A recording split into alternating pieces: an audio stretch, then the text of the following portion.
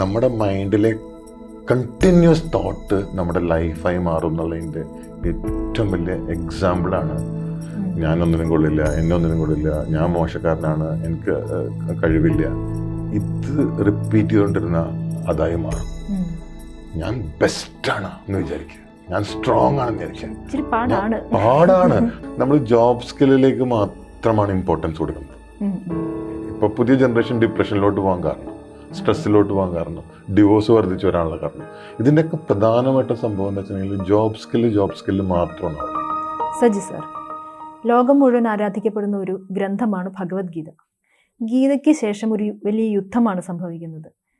ഈ യുദ്ധത്തിൽ അർജുനനോ കൃഷ്ണനോ തോറ്റുപോയിരുന്നെങ്കിൽ എന്തായിരിക്കും സംഭവിക്കുക? ഭഗവത്ഗീതയും യുദ്ധവും തമ്മിൽ യാതൊരു ബന്ധമില്ല ആക്ച്വലി.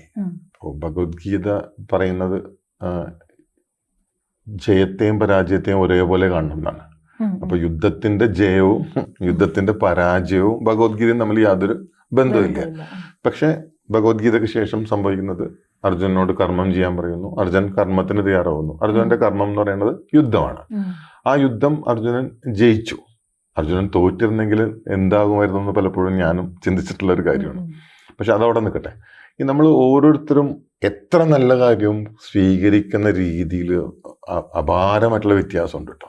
ഇപ്പോൾ അർജുനൻ ഭഗവത്ഗീത കേട്ടു, ധൃതരാഷ്ട്രർ എന്ന് പറഞ്ഞ വലിയ രാജാവ് ഭഗവത്ഗീത കേട്ടു, സഞ്ജയനിലൂടെ ഭഗവത്ഗീത കേട്ടു അന്ന്. അപ്പോൾ അർജുനൻ ഈ ഭഗവത്ഗീത മുഴുവൻ കേട്ടതിന് ശേഷം എനിക്കിപ്പോൾ കാര്യങ്ങളൊക്കെ പിടുത്തം കിട്ടി തുടങ്ങി. ഞാൻ എവിടെ നിൽക്കുന്നു എന്ന് എനിക്ക് മനസ്സിലായി, എനിക്ക് ജീവിതം എന്താണെന്നുള്ളത് എനിക്ക് മനസ്സിലായി എന്നാണ് അർജുനൻ പറയുന്നത്.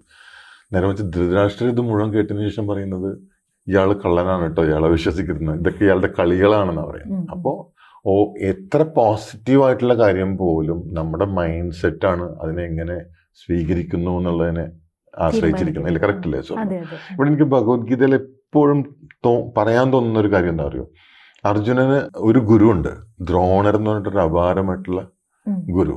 അപ്പോൾ ഈ ദ്രോണരാണ് ഇദ്ദേഹത്തെ കൊണ്ട് ആർച്ചറി, അയോധന കലകളൊക്കെ പഠിപ്പിക്കുന്നത്. അപ്പോൾ ഒരു വർക്ക് സ്കില്ല് എന്ന് പറഞ്ഞ സംഭവം ഉണ്ടല്ലോ, വർക്ക് സ്കില്ല് മുഴുവനും പഠിപ്പിച്ചത് ആരാണ്? ദ്രോണരാണ്.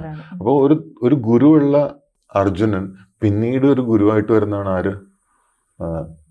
ഭഗവാൻ കൃഷ്ണൻ. ഈ കൃഷ്ണനാണ് ഇദ്ദേഹത്തിന് ലൈഫ് സ്കില്ല് പറഞ്ഞു കൊടുക്കുന്നത്. അത് ലൈഫ് സ്കിൽ എന്ന് പറഞ്ഞാൽ അറിയാലോ അല്ലെ, ജീവിതം എങ്ങനെ ജീവിക്കണം എന്നുള്ള അതിനുള്ള സ്കില്ല്, നമ്മൾ സോഫ്റ്റ് സ്കില്ലെന്നോ ലൈഫ് സ്കില്ലെന്നോ വേണമെങ്കിൽ പറയാം. അപ്പൊ എനിക്കെപ്പോഴും തോന്നുന്ന ഒരു കാര്യം എന്താ പറയുക, മനുഷ്യന് ജോബ് സ്കില്ലും വേണം, ലൈഫ് സ്കില്ലും വേണം. ഇപ്പൊ നിങ്ങൾക്ക് കുറെ ജോബ് സ്കില്ലുണ്ട്. ഇപ്പോൾ ഇതെങ്ങനെ അവതരിപ്പിക്കണം, എങ്ങനെ ചോദ്യങ്ങൾ ചോദിക്കണം, എങ്ങനെ ചിലപ്പോൾ എപ്പോഴും ചോദ്യങ്ങൾ ചോദിക്കാനും പാടില്ലല്ലോ, ഇടയ്ക്ക് കയറി ചോദിക്കാൻ പാടില്ല. അപ്പോൾ ഇടയ്ക്ക് നിങ്ങളൊരു നല്ല ലിസണർ ആവണം. ഇടയ്ക്കൊന്ന് ഇത് ലാഗ് ചെയ്ത് പോകുമ്പോൾ ആ ഗ്യാപ്പിൽ ഒരു ചോദ്യം ചോദിക്കണം, ഇല്ലേ? അതൊരു സ്കില്ലാണ്. അപ്പോൾ ഇതാണ് നിങ്ങളുടെ ജോബ് സ്കില്ല്. ഒരു ഡ്രൈവറിനൊരു ജോബ് സ്കില്ലുണ്ട്, ഇല്ലേ? കറക്റ്റ് അല്ലേ? വണ്ടി ഓടിക്കുന്ന കാര്യത്തിൽ ഒരു ജോബ് സ്കില്ലുണ്ട്. അപ്പോൾ ഈ ലോകത്ത് എല്ലാവർക്കും ജോബ് സ്കിൽ എന്ന് പറഞ്ഞ സംഗതി വ്യത്യസ്തമാണ്. ഇപ്പൊ ഡോക്ടറിന്റെ ജോബ് സ്കില്ല് വ്യത്യസ്തമാണ്, ഒരു ലോയറിന്റെ ജോബ് സ്കിൽ, ഇപ്പൊ ജേർണലിസ്റ്റിന്റെ ജോബ് സ്കില്ല് വ്യത്യസ്തമാണ്. പക്ഷെ ഈ മനുഷ്യർക്ക് എല്ലാവർക്കും ലൈഫ് സ്കില്ല് സെയിം ആണ് കേട്ടോ.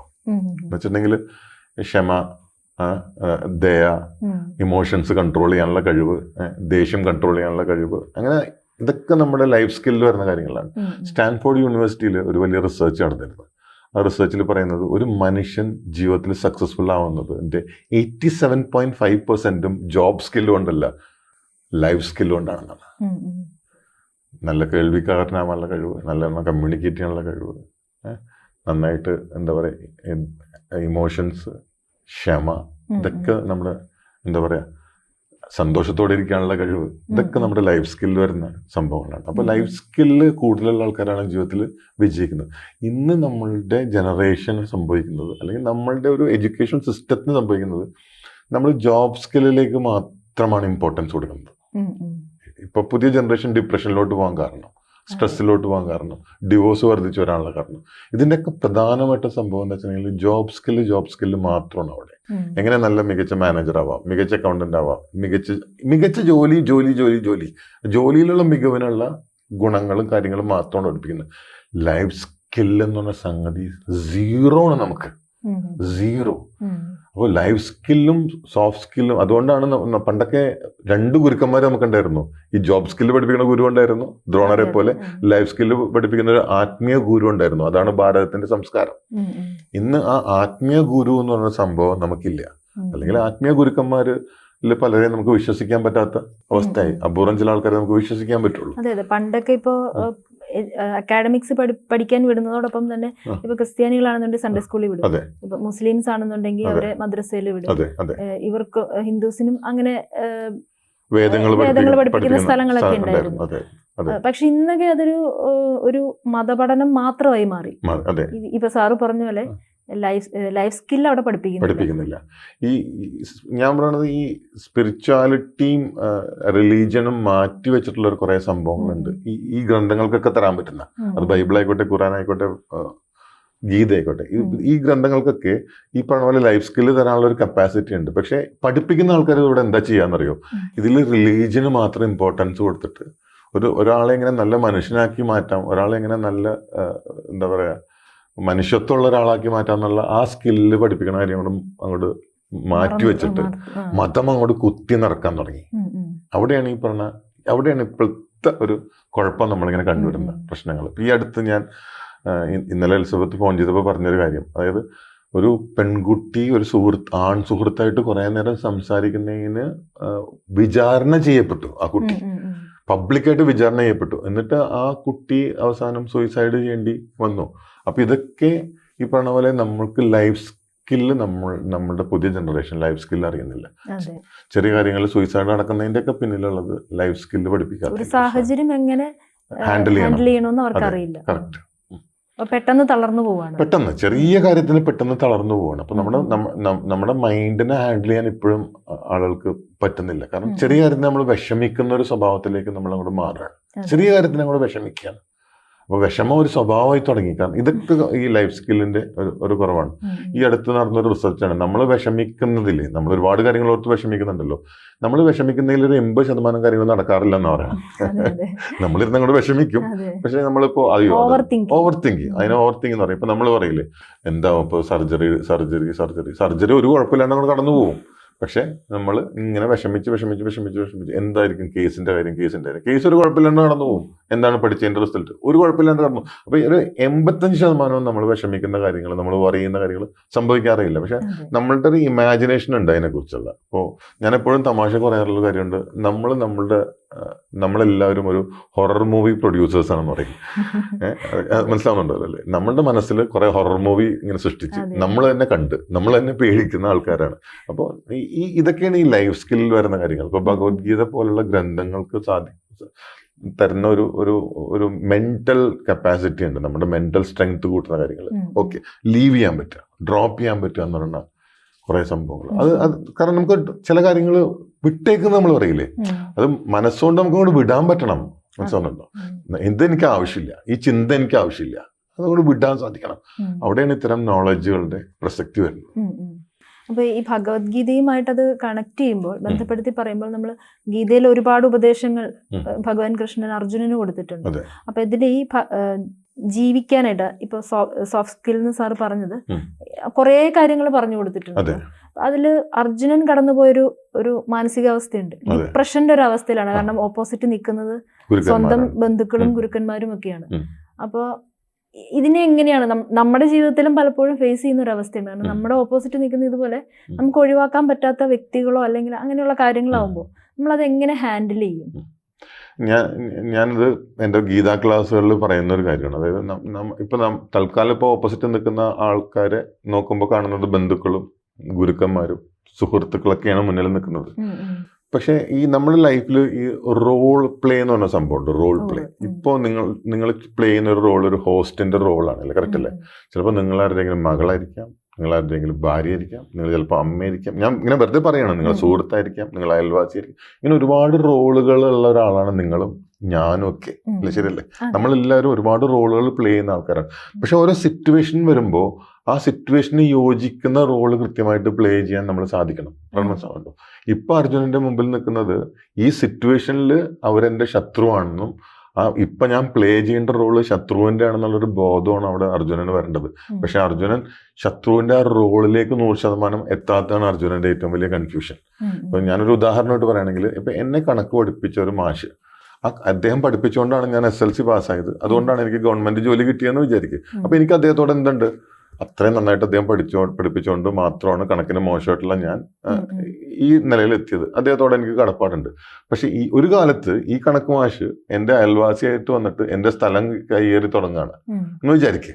അപ്പൊ എന്റെ സ്ഥലം ഈ കണക്ക് മാഷ് പിന്നീട് വന്നിട്ട് സ്ഥലം കയ്യേറി തുടങ്ങുമ്പോൾ പണ്ടത്തെ കടപ്പാടും, അയ്യോ എന്റെ കണക്ക് മാഷ് എന്നെ പഠിപ്പിച്ച ആളാണല്ലോ എന്ന് ഓർത്തിട്ട് ഇങ്ങനെ ക്ഷമിച്ചുകൊണ്ടിരുന്നുണ്ടെങ്കിൽ എനിക്ക് എന്റെ സ്ഥലവും വീടും നഷ്ടപ്പെടും. അല്ലെ, കറക്റ്റ് അല്ലേ സാർ? അപ്പൊ പണ്ടത്തെ മാഷൊക്കെ കാര്യം ശരി തന്നെ. പക്ഷെ ഇപ്പൊ അദ്ദേഹം ഒരു ശത്രുവിന്റെ റോളിലേക്ക് വരുമ്പോൾ അതനുസരിച്ചിട്ട് ഞാനും മാറാൻ ബാധ്യസ്ഥനാണ്. അല്ലേ, കറക്റ്റ് അല്ലേ? സോ അപ്പൊ ഈ ഒരു റോൾ ചേഞ്ച് എന്ന് പറഞ്ഞ സംഭവമുണ്ട് നമ്മുടെ ലൈഫിൽ. ഇപ്പൊ നമ്മുടെ ലൈഫിൽ എപ്പോഴും സംഭവിക്കുന്ന എല്ലാ പരാജയങ്ങൾക്കും കാരണം ഏത് റോളാണ് എവിടെയാണ് പ്ലേ ചെയ്യേണ്ടത് നമുക്ക് അറിഞ്ഞുകൂടാത്തതുകൊണ്ടാണ്. ഇപ്പൊ ചില ആൾക്കാർ ഞാൻ കണ്ടിട്ടുണ്ട്, ഒരു ബാങ്ക് മാനേജർ ആണെങ്കിൽ ബാങ്കും ചുമന്നുകൊണ്ട് വീട്ടിലേക്ക് വരും. അതായത് ബാങ്കിന്റെ ചിന്തകളും ബാങ്കിന്റെ സ്ട്രെസ്സും ചുമന്നുകൊണ്ട്, അന്നത്തെ പ്രശ്നങ്ങളും ചുമന്നുകൊണ്ട് വീട്ടിലേക്ക് വരും. കുട്ടി അച്ഛനെ കാത്തിരിക്കും ഒന്ന് കളിക്കാനോ കഥകൾ പറയാനോ. പക്ഷെ കുട്ടിയുടെ മുമ്പിൽ ഇയാൾ മാനേജറായിട്ടിരിക്കും. പറയണ സ്വന്തം ഭാര്യയുടെ മുമ്പിൽ ഇയാൾ മാനേജറായിട്ടിരിക്കും. ഭാര്യയ്ക്ക് വേണ്ടത് ഭർത്താവിനെയാണ്. അപ്പൊ ഭാര്യ നാച്ചുറലി പരാതി പറയാൻ തുടങ്ങും, നിങ്ങൾക്ക് എന്റെ കാര്യത്തിൽ ശ്രദ്ധയില്ല, വീട്ടുകാര്യത്തിൽ ശ്രദ്ധയില്ല. അപ്പൊ വീട്ടിൽ ടെൻഷൻ വരും. വീട്ടിൽ കുറെ വഴക്കമായിട്ട് ഇയാൾ ബാങ്കിൽ പോകുമ്പോൾ ഇയാൾ മാനേജർ ആണതിന് പകരം ഭർത്താവായിട്ടിരിക്കും കസ്റ്റമറിന്റെ മുമ്പിൽ. അപ്പോൾ നമ്മൾ ഭർത്താവ് ആവേണ്ടടുത്ത് ഭർത്താവ് ആവാനും, അച്ഛനാവേണ്ടടുത്ത് അച്ഛനാവാനും, മാനേജർ ആവേണ്ടടുത്ത് മാനേജർ. അപ്പൊ ഇതാണ് അർജുനന് പറ്റാതെ പോയത്. അർജുനൻ ഇപ്പോഴും ശിഷ്യനായിട്ട് നിൽക്കുകയാണ്. അർജുനൻ ഇപ്പോഴും ബന്ധുവായിട്ട് നിൽക്കുകയാണ്. അർജുനൻ ഇപ്പോഴും സുഹൃത്തായിട്ട് നിൽക്കുകയാണ്. പലപ്പോഴും നമുക്കും പല സമയത്തും പറ്റുന്ന ഒരു കുഴപ്പം തന്നെയാണ്. അതെ. അപ്പൊ അതങ്ങനെ പാടില്ല എന്നാണ് ഭഗവാൻ കൃഷ്ണൻ അർജുനന് പറഞ്ഞു കൊടുക്കുന്നത്. ഇപ്പോ മഹാഭാരതത്തിൽ വളരെ പ്രധാനമർഹിക്കുന്ന ഒരു വ്യക്തിയുണ്ട്, കർണൻ. കർണൻ ഈ പറഞ്ഞ പോലെ ഒരുപാട് പേര് കർണന് ഫാൻസ് ഉണ്ട്. പക്ഷെ കർണൻ തോറ്റുപോയ ആളാണ്. ആളെ എല്ലാ വിധത്തിലും തോറ്റുപോയി, പരാജയം എന്ന് പറയുന്ന ഒരു അവസ്ഥയിലേക്ക് പോയ ആളാണ്. പക്ഷെ കർണനെ സംബന്ധിച്ചിടത്തോളം, കർണനെ പറ്റി നമ്മൾ പഠിക്കുമ്പോൾ ആള് ഭയങ്കര സത്യസന്ധനും മൂല്യങ്ങൾ വളരെ സത്യസന്ധമായി മുറുകെ പിടിച്ചൊരു വ്യക്തിയാണ്. പിന്നെ എന്തുകൊണ്ട് കർണൻ പരാജയപ്പെട്ടു?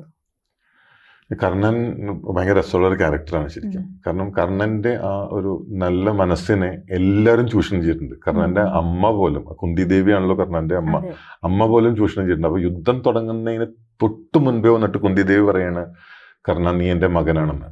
അത് കർണന് ഭയങ്കര ഷോക്കായി മാറുകയാണ്. ഇവര് നിന്റെ സഹോദരങ്ങളാണെന്ന് പറയുന്നത്. അതായത് അവരോടുള്ള വൈരാഗ്യത്തിൽ യുദ്ധത്തിന് എല്ലാ രീതിയിലും മാനസികമായിട്ട് തയ്യാറെടുത്ത് നിൽക്കുന്ന കർണനോട് വന്നിട്ട് കുന്തിദേവി പറയണ നീ എന്റെ മകനാണ്.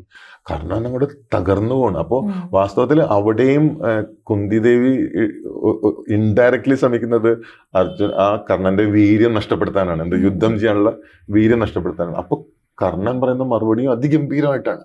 അത് കർണൻ അവിടെയും അനാദരവ് കാണിക്കുന്നില്ല സ്വന്തം അമ്മയോട്. അപ്പോഴും പറയുന്നത്, നിസ്സഹായമായിട്ട് പറയുന്നത്, അമ്മേ നിങ്ങളുടെ മാനം രക്ഷിക്കാൻ വേണ്ടിയിട്ട് ഒഴുക്കിക്കളഞ്ഞവനല്ലേ ഞാൻ, നിങ്ങൾ എന്നെ ഒഴുക്കിക്കളഞ്ഞവനാണ്. എന്നിട്ട് ഇപ്പൊ വന്നിട്ട് മകനാണെന്ന് പറഞ്ഞിട്ട് നിങ്ങൾ വരുന്നത് എന്തിനാണ്? അപ്പൊ അയാൾക്ക് മനസ്സിലായി ഇത് എന്തിനാണ് ഈ സമയത്ത് ഇങ്ങനെ വരുന്നത് എന്നുള്ളത്. അപ്പൊ കർണൻ കൊടുക്കുന്ന ഒരു വാക്കുണ്ട്, യുദ്ധം കഴിഞ്ഞാലും നിങ്ങൾക്ക് 5 മക്കളായിരിക്കും. ഒരു വാക്ക് ഞാൻ തരാം, ഞാൻ അർജുനനെ മാത്രമേ കൊല്ലുള്ളൂ. ബാക്കി പലരെയും കൊല്ലാനുള്ള അവസരം കർണന്റെ മുന്നിൽ ഒരുപാട് തവണ വന്നിട്ട് പോലും കർണൻ അർജുനനെ മാത്രം കൊല്ലുള്ളൂ എന്നുള്ള വാശിയിൽ നിന്നു. പക്ഷെ കർണൻ കൊല്ലപ്പെടുന്നതും ചതിയിലൂടെയാണ് കർണൻ കൊല്ലപ്പെടുന്നത്. പക്ഷെ ഈ കർണൻ കൊല്ലപ്പെടുന്നു, വധിക്കപ്പെടുന്നു. കർണൻ തോക്കുമ്പോൾ നമ്മളൊരു കാര്യം മനസ്സിലാക്കേണ്ടത്, അവിടെ ഈ ലോ ഓഫ് അട്രാക്ഷൻ എന്ന് പറഞ്ഞൊരു സംഗതി ഉണ്ട്. അതായത് കർണൻ സൂര്യപുത്രനായിട്ടാണ് ജനിച്ചത്, സൂര്യപുത്രനായിട്ട്. പക്ഷെ വളരുന്നത്, എടുത്തു വളർത്തുന്നത് സൂതനാണ്. സൂതൻ എന്ന് പറഞ്ഞാൽ ഈ ചാരിയറ്റർ, തേരാളി. അപ്പോൾ ഒരു സൂതനാണ് കർണനെ എടുത്തു വളർത്തുന്നത്. അപ്പൊ സൂര്യപുത്രനായിട്ട് ജനിച്ച കർണൻ സൂതപുത്രനായിട്ടാണ് വളരുന്നത്. പിന്നീട് ദുര്യോധനൻ കർണനെ ചേർത്ത് പിടിക്കുകയാണ് ചെയ്യുന്നത്. അതുകൊണ്ടാണ് കർണൻ ബേസിക്കലി നല്ല ഒരാളാണെങ്കിൽ പോലും കർണൻ ദുര്യോധനൻ ചെയ്യുന്ന എല്ലാ അനീതികളും സഹിക്കുന്നത്. അവിടെ ഒരു ഫ്രണ്ട്ഷിപ്പിന് ഭയങ്കര വാല്യൂ കൊടുക്കുകയാണ്, മാത്രമല്ല കടപ്പാടിന് ഭയങ്കര വാല്യൂ കൊടുക്കുകയാണ്. അത് എന്നെ എല്ലാവരും അവഗണിച്ചപ്പോൾ, എല്ലാവരും അപമാനിച്ചപ്പോൾ, എല്ലാവരും സൂതപുത്രൻ എന്ന് പറഞ്ഞിട്ട് ഇൻസൾട്ട് ചെയ്തപ്പോൾ എന്നെ ചേർത്ത് പിടിച്ച ഒരാളാണ് എന്ത്? ദുര്യോധനൻ. അതുകൊണ്ട് ദുര്യോധനൻ ചെയ്യുന്ന എല്ലാ തെറ്റുകളും കർണന് ശരിയായിരുന്നു. മനസ്സിലാവുന്നുണ്ടോ? അത് ഭയങ്കര അത് ആ ഒരു കടപ്പാടിന്റെ ഒരു മനുഷ്യൻ കൂടിയാണ് കർണൻ.